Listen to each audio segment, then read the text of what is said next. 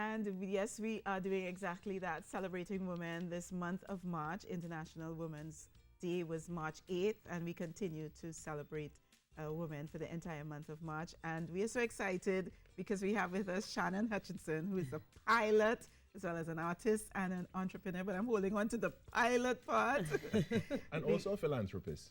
Right, I would say. yes. So welcome back to the program. Thank you. Thank you so much for having me, especially as it's also Women's History Month. So I appreciate being back again. Thank you so much. And as a pilot, this is Generation Equality. That's the theme, realizing women's rights this year.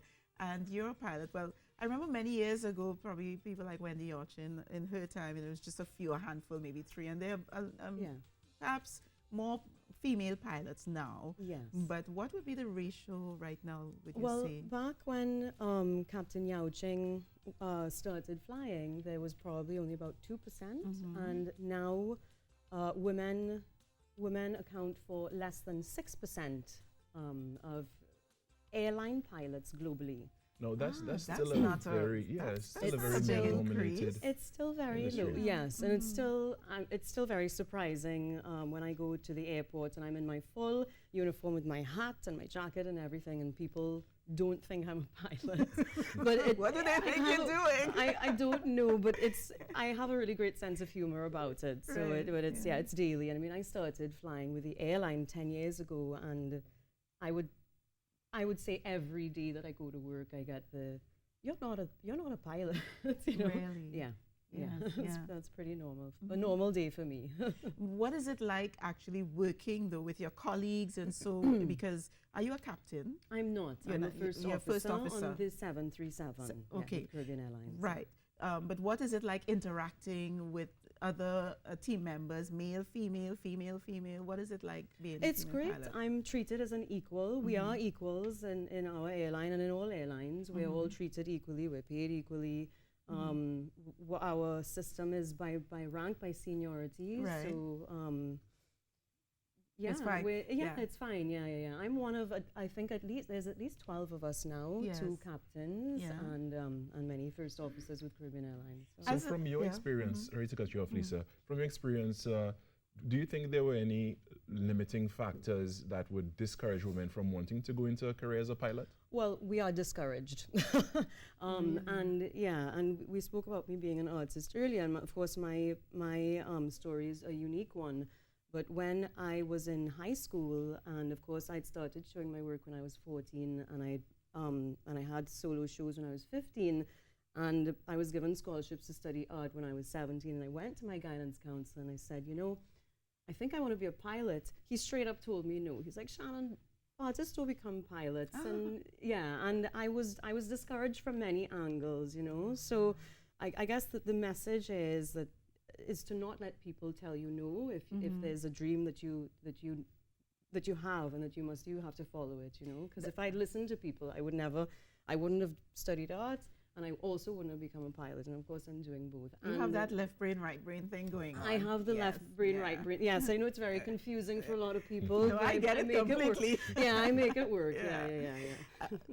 That dovetails nicely into my question that I asked young Kayla earlier this week. And I wanted both of you on at the same time, so we I couldn't come on Monday. I know, but that's fine. We have you here now.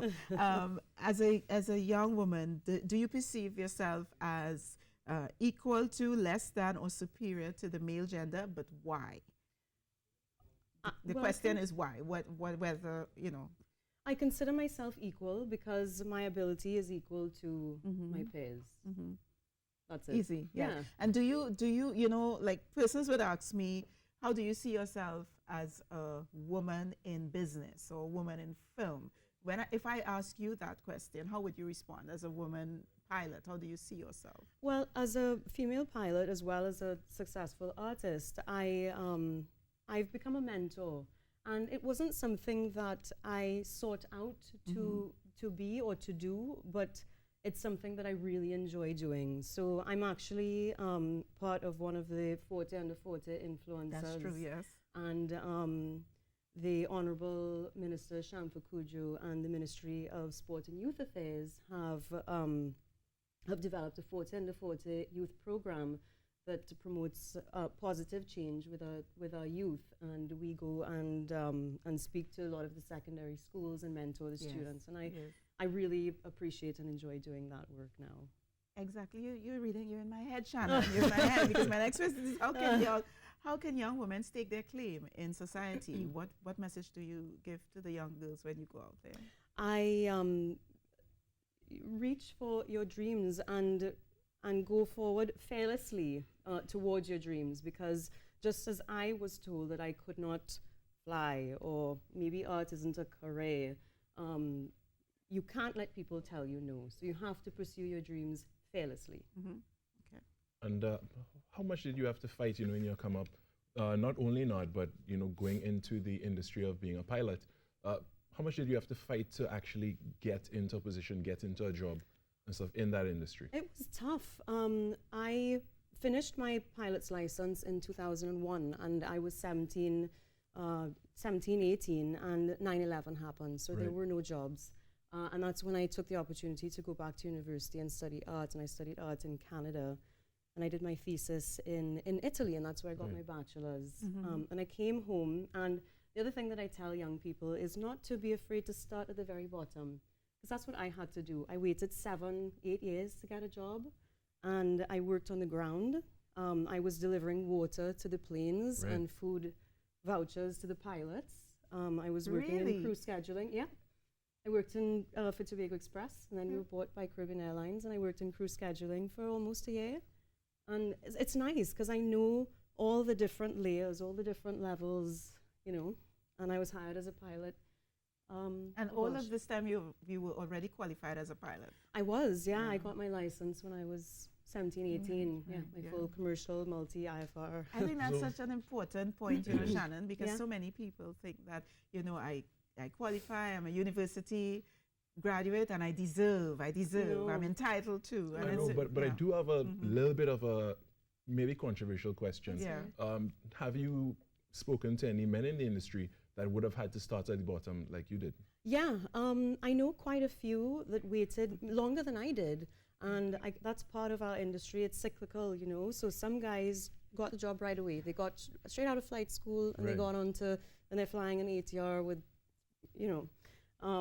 straight out of flight school. And then there's some of us, I waited 7 years. I know someone that waited 10 years, and he was a carpenter. I know someone else that got into radio. So a lot of us have done many other things while we're waiting for our dream job to fly, and it's one of those careers that you have to have a passion for it, and if you want it, you got to wait and kind of fight for it as well. Definitely. So, Well, Shannon, you're such an inspiration. We could chat with you all morning. I could chat with you guys all morning too. I love being here. Thank you for having me. You're wonderful. We're going to have you back again. Maybe you could come do some art for us. I would love that. Residence, right? I would love that. All right, Shannon Hutchinson, pilot, artist, entrepreneur, and philanthropist. Our guest this morning as we celebrate women here for International Women's Month. And